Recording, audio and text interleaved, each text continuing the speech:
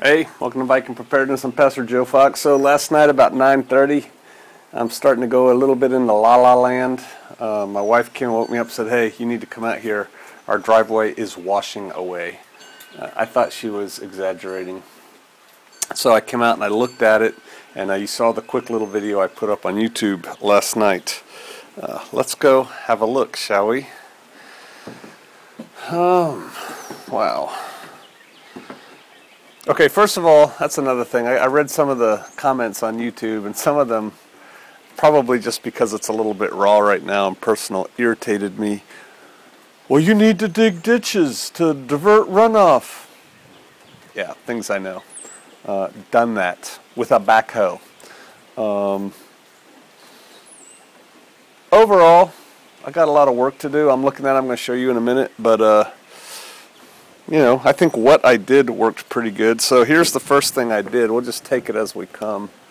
I dug ahead of these rains this little bit of gravel out right here so that the water would flow in around the house and downhill. Basically, our hill goes this way. We're on the side of a mountain. Now, that's the other thing to consider. We're almost at the top of this mountain. The top of this mountain is probably from here 100 feet, maybe? And yet and still we got all this water. And so I came out here, you saw the stream that was going on, and the first thing we did was try to keep the water from flowing into this foundation and these piers and things like that, right?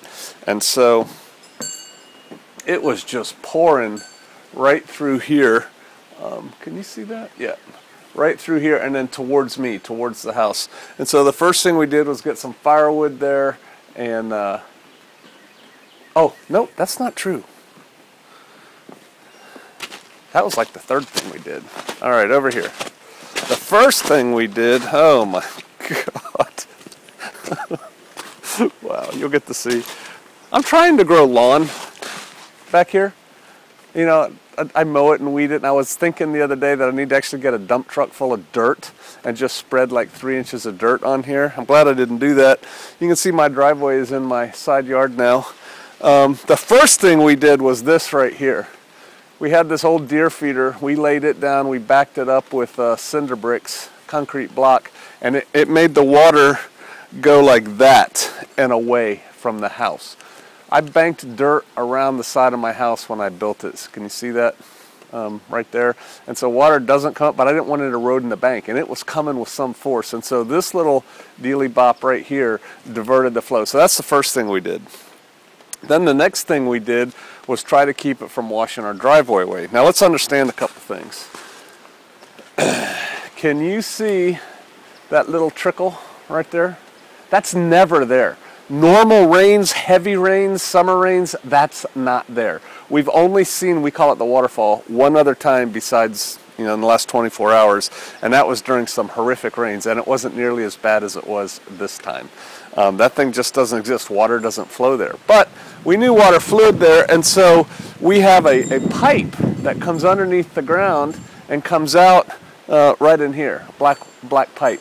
Well, the water was coming down with so much force that that little pipe, which is, I don't know, 24 inches, couldn't handle it, and then the water was then just barreling over top of this road right here, taking the road with it, and then coming down my driveway and cutting these trenches. Can you see that on my leg? These trenches in my driveway. Well, it was also coming at the house. And so we needed to stop it from eroding the house, and you can see how much it had approached the house already. That's all driveway gravel right there. And then it took it around the backyard. And so we did that first, and then we're like, all right, let's stop it from flowing down here. Let's divert it from the driveway. I know, I don't want to make you busy. And so we built this puppy right here. And the first thing I did was move some railroad ties, which is one of the lessons, if I don't get to it. Fitness counts, because you never know when you're going to have to be strong. And these babies weigh a lot, right? And so I moved 2 of these in line because that's where the worst of the water was coming, and then I was trying to shovel loose gravel from down below in front of it, and it was just right up underneath it and taking it down the driveway. And so we got firewood. I kind of try to fill in the chinks with firewood. And then I started using these old feed sacks, filling them with gravel, dropping them down. I got a board to help. And so we created this dam. Wow, it's like a bomb zone out here. We created this dam at an angle so the water shot to the side of the house and out and down that way. And that worked pretty good. Another lesson learned. I've given you guys videos either here or on YouTube about saving those feed sacks. We get goat feed, chicken feed, dog food, blada, blada, blada in them. Do you know I just burned like 20 of those the other day trying to tidy up the place? Good thing I was trying to tidy up the place. That looks horrible. Sorry it's windy. It's getting cold too. All right, so that's the first thing we did. Then we did that little dam down there with firewood and cinder bricks we had laying around to keep it from blowing out our pillars, because you know a lot of water was still coming around and through this thing. And then we came up here to the ditch. Right now, being that we're on the side of a mountain, we have a ditch. We have a deep ditch right here all along the road, all the way down there. We've dug it with a backhoe, and then we reinforced it with rocks and everything else. And on normal rain, even heavy rain, it works great. But yesterday, this thing was just overflowing the road. And so I moved 2 more railroad ties right here, and I moved them from over by those white ICB totes. And the way I did it is I squatted down, grabbed it, lifted it up, cleaned it, and then pressed it up, and then flipped it over and kept doing that until they got where I wanted them. Then I picked them up and kind of moved them around side to side on a pivot. But we started reinforcing this to keep it higher, to keep the water in the ditch and going down the mountain. And it was high adventure, man. And I was tired, and it was raining on me, and my light was going out. That big bright light I had, it just died. And so my wife was trying to be helpful, but really I didn't want to drop a, what do these things weigh, 100-something pounds? Board on her like a deadfall on a mouse or something. And so I told her, you know, just stay out of the way. And so she got in this ditch and was pulling out like sticks and stuff in the ditch. And then I see her bent over like in a squat, pulling on this big, this stump thing right here that was in the ditch. And I said, don't, and I didn't know how heavy or big it was or anything, but I just see her getting ready to strain, and I'm thinking, there's a decent chance I'm gonna hurt my back doing this. We don't need to both have our backs hurt, so I said, don't do that. She goes, no, I got it. It was right in front of this black pipe. It was blocking the black pipe. Therefore, all this water coming down was hitting that thing and then going left and right and coming over my road and down my driveway. And so when she pulled that out, all of a sudden the pipe worked, whoosh, and the water goes down that way. Another lesson learned. What is the first step in the problem-solving process? What's the first step in the problem-solving process? Identify the problem. I misidentified the problem. I identified the problem as all of this water being too much, coming down the mountain, overflowing my drainage system that I have built, because also where this pipe comes out, I have another ditch here dug with a backhoe. Can you see that? Which is also always dry. But that's another ditch that goes out and down the mountain. And so I just thought there was too much water, and so we started dealing with the water. I identified the problem as the water. The actual problem was the stump. And so really, my wife, I love my wife, she saved us 2 ways. One, by noticing, hey Houston, we have a problem, when all the water was eroding my driveway. Can you see that? Those are deep, deep ruts. And there is gravel that I paid good money for all over downstream that I've got to go get today. But she noticed that we had a problem, and then she noticed the real problem in the ditch. And so kudos to Sister Kate. And so, yeah, A couple things I think we're going to... Oh, and then when I came out, another lesson learned. What do you wear when you're doing that? I had on these big heavy clod hoppers. Here, let me do it this way. I'm still not quite awake. Can you see these? These aren't $100 high-speed duck hunting boots. These are like $19 at the hardware store boots, but they're heavy. That's good. I had those on, a pair of shorts, a Tyvek Frog's Tog top, and that's all ripped up, and gloves and a headlamp. I had my personal protective gear, right? And that's what I was out here working in, and I still got hot. But a couple things we're going to do. We're going to make this ditch deeper and wider.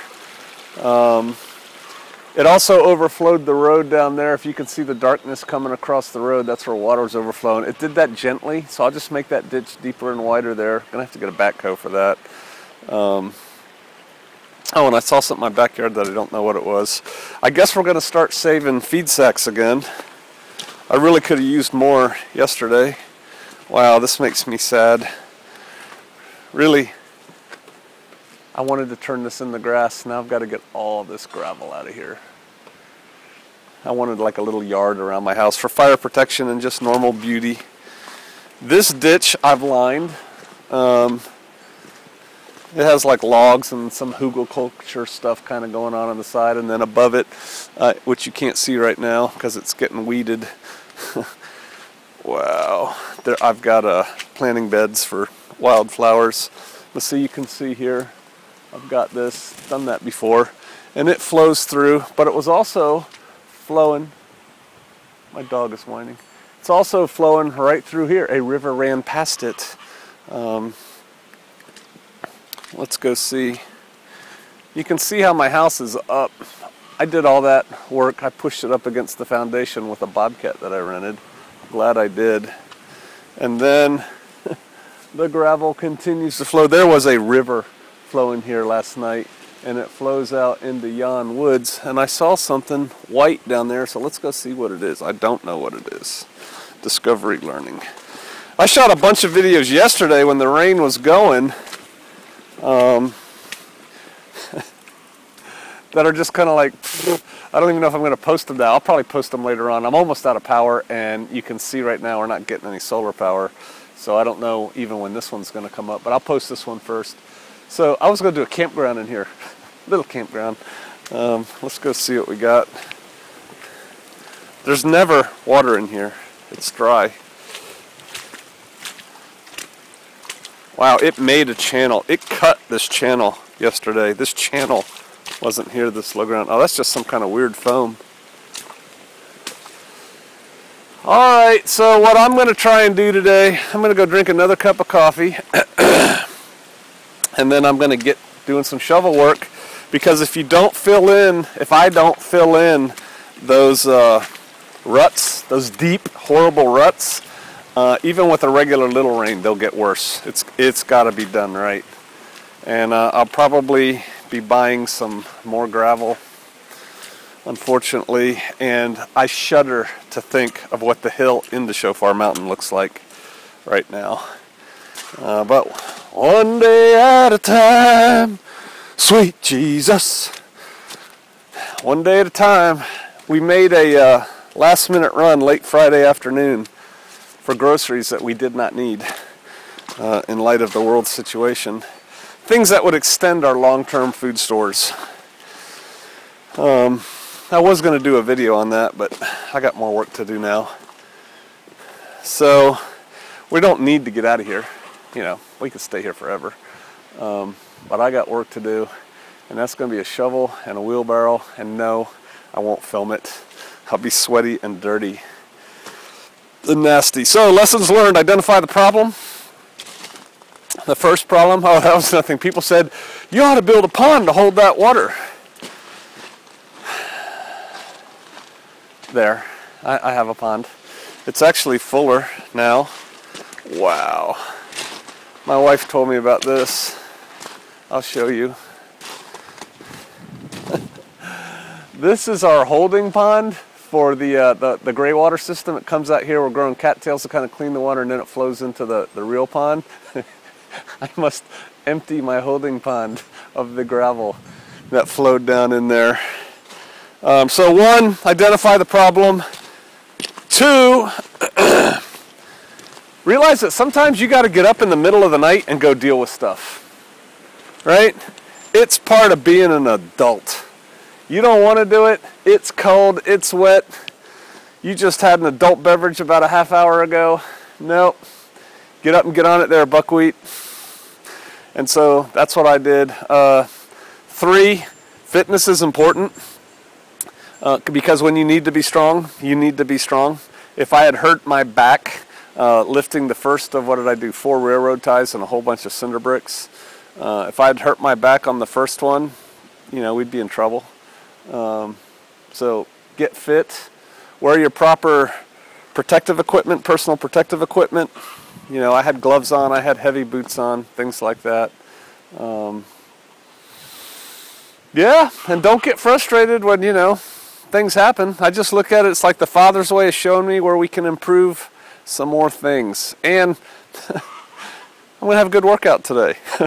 It's going to be kind of like CrossFit. I'm not going to do it at the intensity level, though, because I have so much to do. I've got to keep a steady pace going. And I guess I'll get started here directly. It's kind of cold out here, but yeah. That's what happened to us in the Great Flood of 17. And honestly, I live on top of a mountain. I mean, you know, all this water that came down just here was coming down over there and over there and over there and that way and that way and that way going into our creek. We have a creek. And then that creek runs into a river and that river runs into a river and runs into the Mississippi. I just wonder what's going on downstream.